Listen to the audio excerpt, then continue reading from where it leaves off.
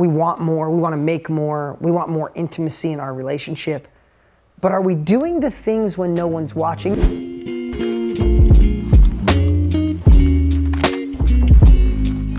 There is nothing more powerful than congruency to reach your full potential, to have confidence, to be courageous. You know, listen, we all have friends that say they want the passion back in their relationship. Does anybody here have a friend that would love passion or a connection back in a relationship? A friend that tells you?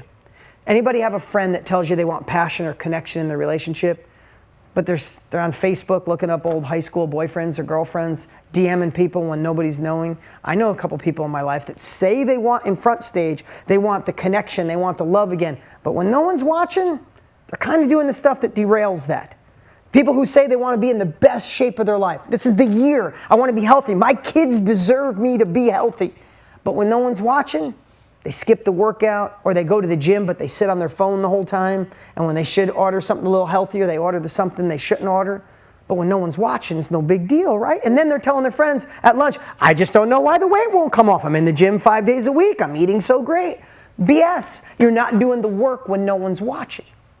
Right? You say you want that business to thrive, to go to another level, but you did all the easy parts. And now you got to dig into marketing. You got to let your friends know you're going in this business. It's a little uncomfortable, so when no one's watching, you're working on your logo or the name of your site rather than the marketing that actually gets you out there, or the phone call you need to make to close the deal. But you tell your friends it's not working, but really, you're not doing the work you should be doing when no one's watching.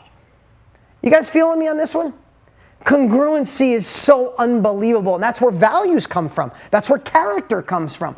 I am by far not saying I'm perfect in any shape, way, or form, but I have an obsession now, especially at this phase of my life. I want to be so congruent that if my wife, my kids put a hidden camera on me for a week and they watch it, be like, damn, he does the same stuff he talks about. I would love for you guys to see me at a restaurant having a conversation with my family. You're in the booth behind me and you don't know that I don't know you're there, and you get done and go, damn, that's the same guy I met when we were on camera. That is so powerful. And the reason it's the theme for my kids is, listen, 15 or 13, who has kids? Right? Raise your hand if you have children. In today's world, can they pretty much do anything they want on social? I mean, they could be online, they could find porn in 2 minutes, they could do a million things. At 15, I know my daughter has friends that already drink, already do some other stuff, right? They could lie about all of it, turn off their locations and figure it out. I have to train my kids give them the ability to understand is who you are when no one's watching, is who you really are. I said, you could act perfect in front of me, perfect in front of your teachers, but if you're doing the things when no one's watching, then that's you, God, the universe, your character. And my kids are far from perfect, but they understand core values because of that. So today, I'm taking a little longer as we start here this morning. I want to share with you that could be a theme, or come up with your own 2022 theme. But I want to do the work. When I think about that, when no one's around, I want to do the work to be a better. When no one was watching, for 4 days straight, I obsessed on what I was going to teach you today. It'll seem really easy, thing like it's just coming off my tongue. I have this whole thing laid out to get you the results you deserve, you desire, right? I did the work when no one's watching, so now when I'm front stage, it looks easy, looks amazing, but I really got my own notes and cheat sheet here. My daughter and son both pitch. They love winning games. You don't win on stage. You know when you win? You win when my daughter and son are out back. At 4:30 today, my daughter will be with her pitching coach, and she'll pitch for 2 hours. She'll pitch until her arm hurts.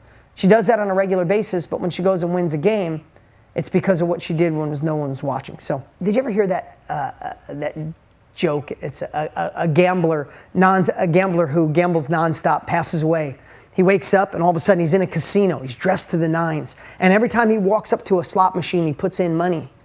And he pulls the handle and money comes out. He's like, oh my God, I won. He goes to another and puts money in and pulls the handle. Oh my God, I won. And he keeps going, and all of a sudden he puts money in and he's just winning every time. And he puts money in and he's winning every time. Finally, he's got this big bucket of quarters or money, and he walks up to one of the people dressed nice, and he's like, oh my God. He said, I didn't think heaven would be like this.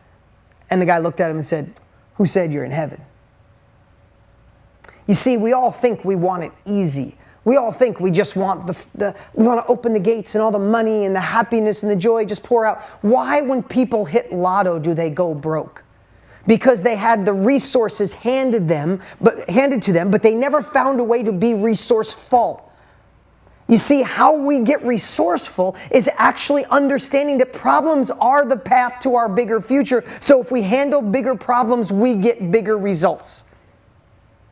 I know it's counterintuitive, but I want to give you a lot of counterintuitive stuff today. Can I tell you something? The stress to get a deal closed. I started in real estate. I started fixing cars and in real estate 30 years ago, right?